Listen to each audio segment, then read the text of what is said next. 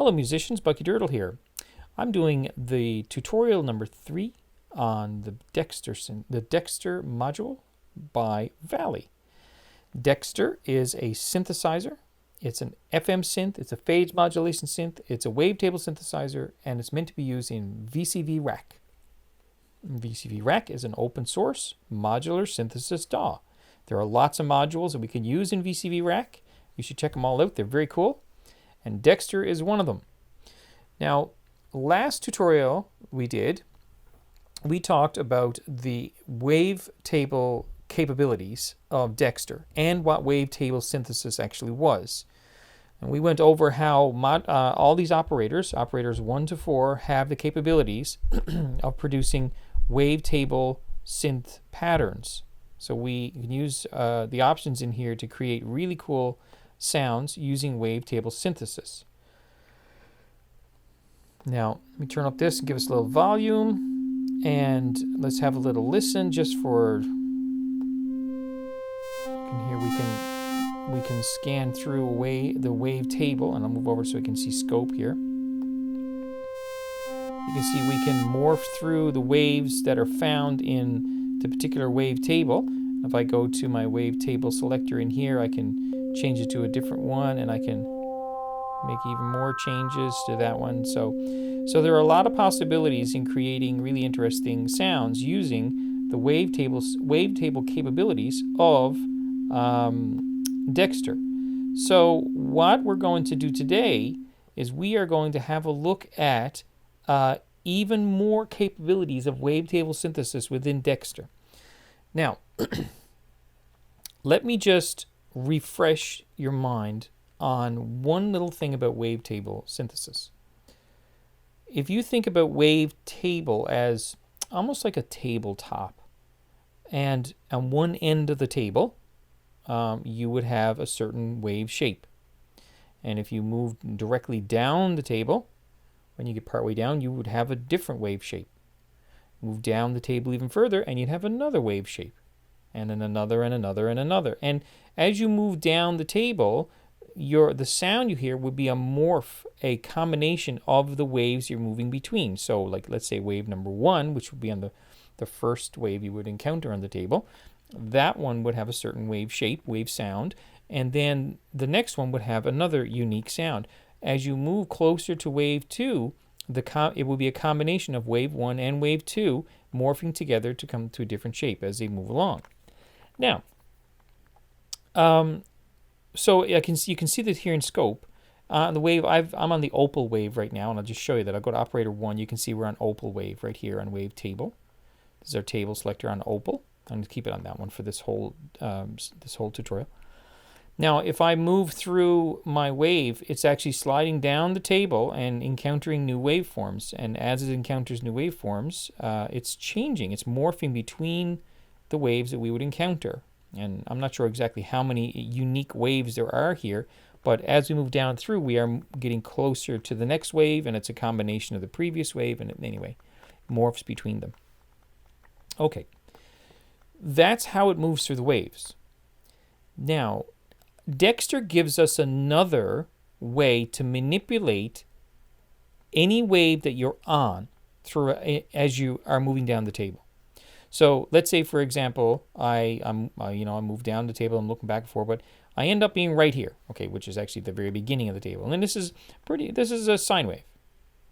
Well, shape gives us a different way of interpreting this wave. So if I rotate shape, you can see on the scope that the wave changes. You see that? It's like it compresses together. Now, if I move my wave down a little further down the table, let's get to, I don't know, that one there. And I'll change my wave shape again. And you can change the shape. See, it's changing again. You see? It's kind of doing the same sort of property, same sort of change, but it is changing that new waveform. If I scroll down a little further and I get that waveform and I go to my shape and I move it, it's changing it again. So I can move down the wavetable and find a unique wave I want. Then I can use shape to even further manipulate that waveform. Very exciting. But what is it actually doing? Okay, Now, let's go back to our settings. We find our settings right here. Every one of the operators has this selection right here. You can go to the settings on every one of these operators because they all have identical capabilities when it comes to this. So I'm going to go to operator 1. And right here we have shape mode. And if I click that, you see I'm given a lot of options. Now I'm going to show you these on the screen as I manipulate them. So you'll see some text on the screen that will help us understand what it is that this is doing. Now I'm going to be referring to the manual for Dexter. And because that's where they give us some information in there. So that's where this text comes from that you'll be seeing on the screen that I'll be posting up will be coming from the manual. Now, every one of these settings that are here, and every one of these settings right here, are different settings for this guy here, the shape. So we're choosing what this dial here is going to do. So I'll go back again. If I click it on, right now it's on bend. If I go down to mirror, okay, and I go get out of my settings. Now I go to shape, and it's going to be doing something different. Look, it's doing something different now with the wave. You see that? And if I go back again, and I go down to step 8, and I go back to my shape, and I do this, look at that. It's doing some other funky things as well.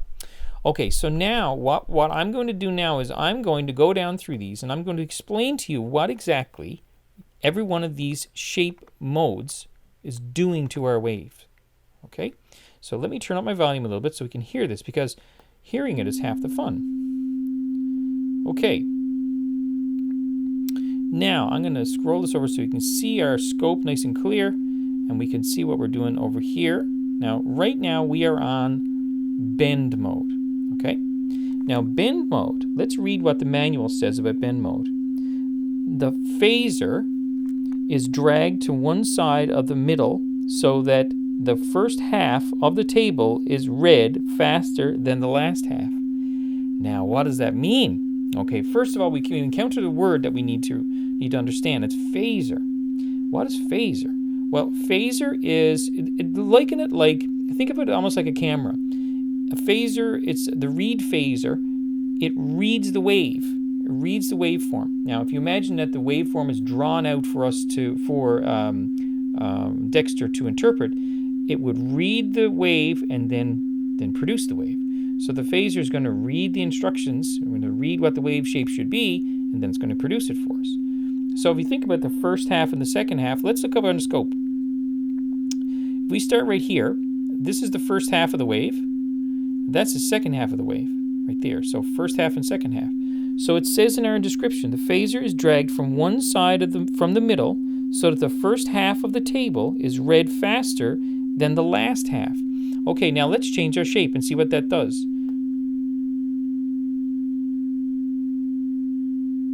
Oh, I'm on the wrong one. Sorry about that. I was on operator 2. Here we go.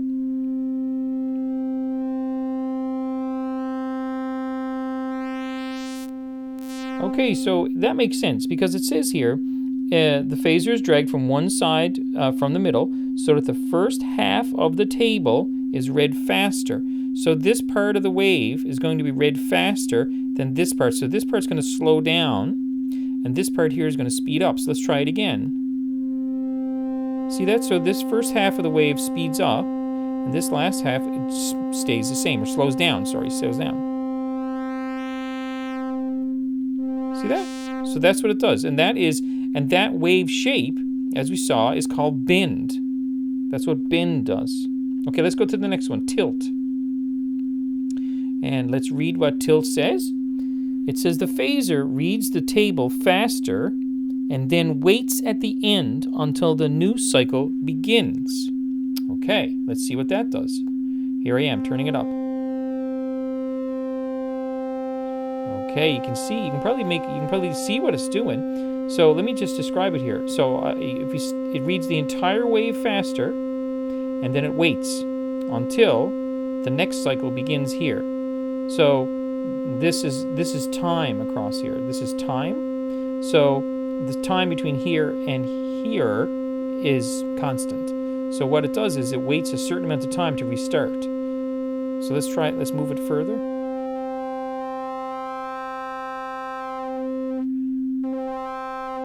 So it takes the whole wave and it speeds it up, but it doesn't restart the cycle.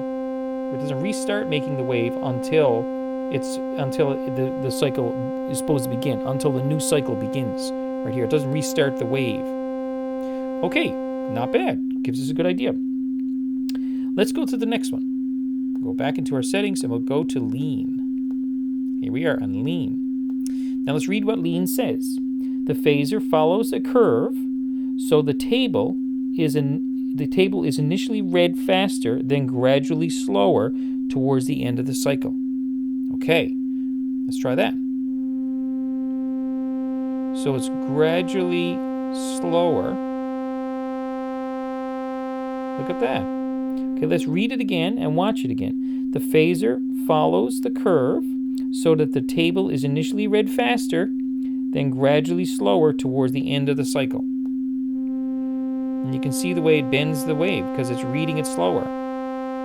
So it's making this, it says it reads this faster, the beginning of the wave faster, and then gradually slower at the end. You know, I don't know about you, but that it seems like that's backwards.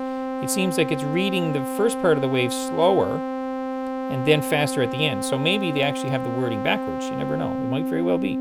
Sometimes there's mistakes in these documentations. Okay, but we get the idea of what's supposed to be going on there. Let's go to the next one. Let's go to twist. Now let's read what twist says. Twist the middle third of the phaser around the center, making it read the table forwards, backwards, then forwards again.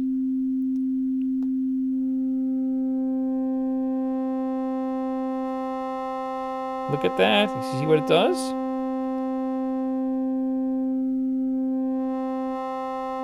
Okay, so let's say it again. Twist.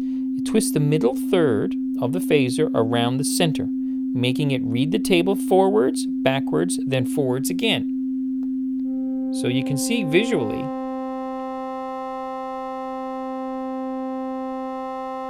Yeah, you see that? And actually the twist, you can see it looks like a twist there on the scope. That might be where they got the name of it. Okay, and just for a little bit of variety for this point, let's move our wave along to that one, say that one there. Excuse me. And let's try shape now. It gives a different effect, you see. So because this is more like a saw or some sort of saw wave, or half a square in a saw, it responds differently to the inputs, but it's trying to do the same thing, but because the wave shape is more complex, it does different things with it. Okay, let's go on to the next one. That was twist. Now let's go on to wrap. Now wrap. The end of the phaser is wrapped back toward the beginning several times between 0 and 1, creating a hard sync-like effect. Okay, let's try it out.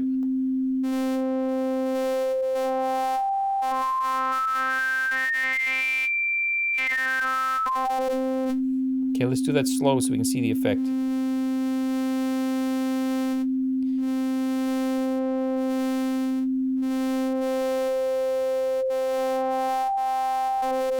Okay, so let's read it again. Let's read it again. It says the end of the phaser is wrapped back to the beginning several times between 0 and 1, creating a hard sync-like effect. You can see it is wrapped back around to the you see it happens again the second round of it. Yeah, I can see where that happens. You can see coming from the beginning. If I go right here, you can see where it's wrapping back around. Yeah, cool stuff. Okay, let's go on to the next one. Mirror. Okay, and it says here mirror. Both the beginning and the end of the phaser is mirrored when either reaches 0 or 1. Okay, let's give it a shot and see. Yeah, you can look. Okay, so if we take this space, or this one here, it doesn't matter. It's mirroring here, it's mirroring here. Let's watch this. You see the mirroring effect? And it does it again.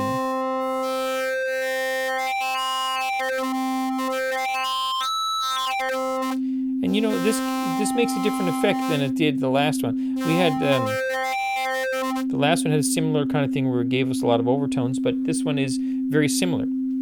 Very similar, but it has its own sound. Okay, and just for the sake of fun and games, I'm going to move this one up. Then I'm going to change my...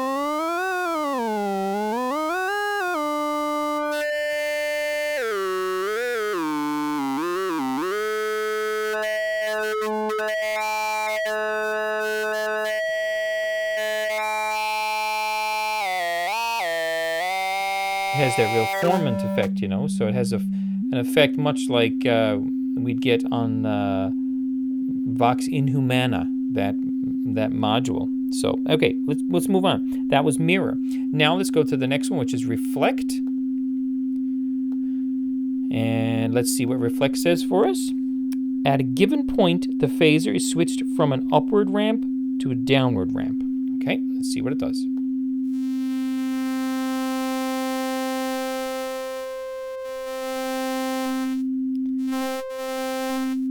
Yeah, I can see that it goes from the upward to a downward. So you can see that as it's moved forward here in time, rather than just going through this line and connecting back where it was, it goes in the opposite direction. And then it would continue doing that until it gets for 180.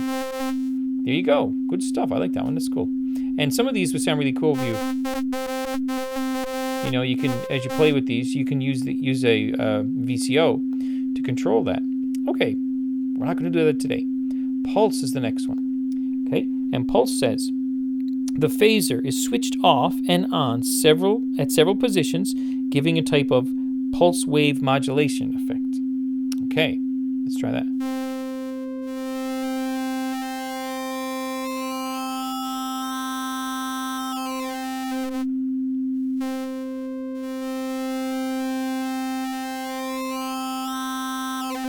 Okay, let's read it again. It says, this is pulse.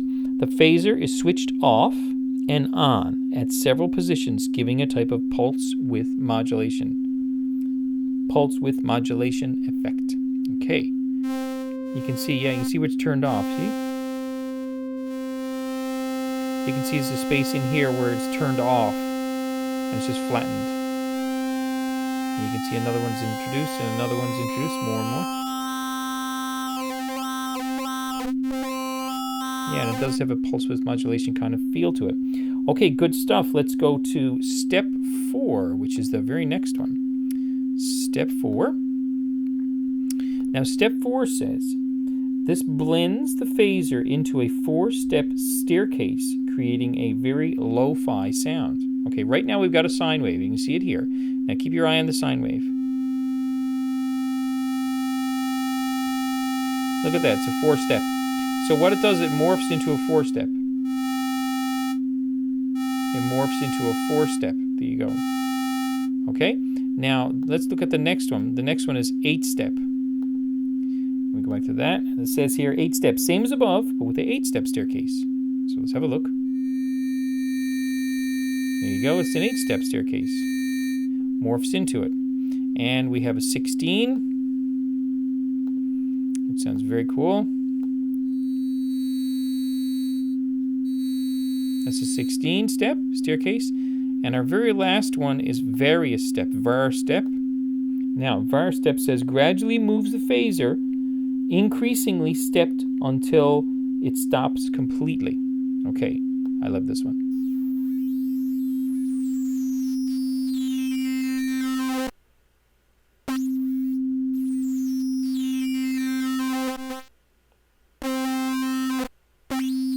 I love that one.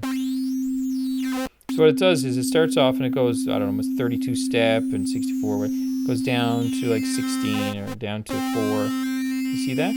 Until it eventually gets down to 0 step, which would be off. I like that. I like the way it stops so abruptly. Okay, so now we've gone through all of these. I'm going to turn up my volume a little bit. Okay, there we go. Now, let's just have a little review here. I'm not going to review all of these because they're just too in depth, but let's review again what this is and how it works. The idea here is that in a wavetable synthesizer like this, normally, well, always, there's a reader, a read phaser, that reads the waveform. So if the synthesizer gives you a sine wave, it will read the sine wave and then produce a sound. If it gives you a saw wave, it'll read the saw wave and give you a sound. Well, what this does for us, this shape, is it changes the way that the phaser interprets the wave, changes the way it reads the wave. So it may read it in a certain direction or at a certain speed, different here and there. Bend, tilt, lean, it reads it in different ways. And all of these will produce different sounds for us. Now, one thing I wanted to do is I wanted to fire up my good old sequencer down here and just have a listen to some of the effects we can get with this by just playing with this with a moving line. Because we've done this with a single note just for clarity, because you can see this on scope, it will be really difficult to change it, to do that with.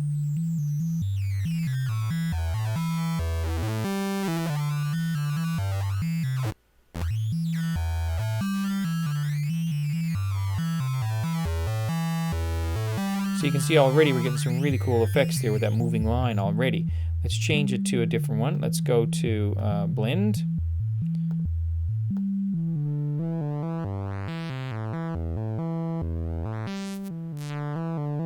Very cool effect. And let's go to the next one, tilt.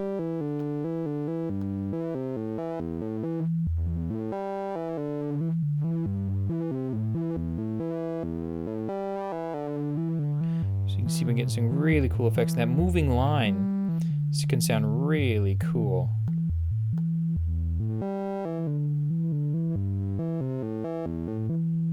Yep, and let's go to reflect here, okay? Now.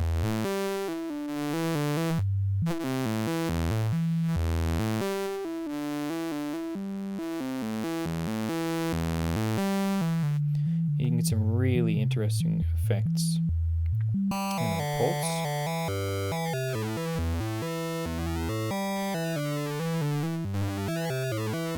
It does give us a sort of a pulse width effect.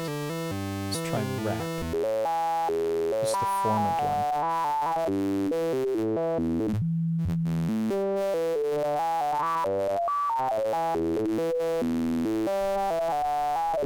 So you can see that there are some very cool effects we can get. All through the tutorial, I was using a static line, just a static note. But when we have that moving line going, it gives it a different kind of feel. You can get a different sensation for what it is we're getting.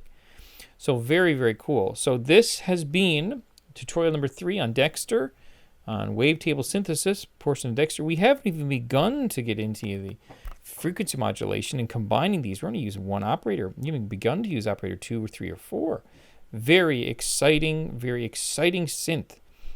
Feel free to let me know what you're doing with this synth. I'd love to hear about it. Feel free to catch me on Utopian.